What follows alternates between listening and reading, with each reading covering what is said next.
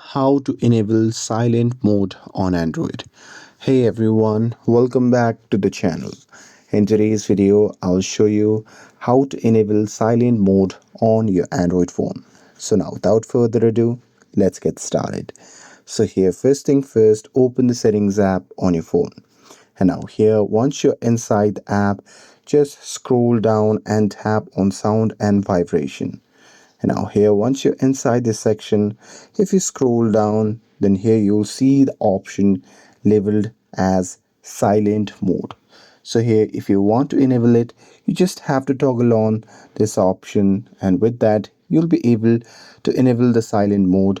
And here, once enabled, your phone will now mute incoming calls, notifications, and other sounds until you switch back to sound or the vibrate mode. And that's it. With this, if you found this video helpful, then don't forget to like, share, and subscribe to get updated for more videos. Thanks for watching, and I'll see you in the next video.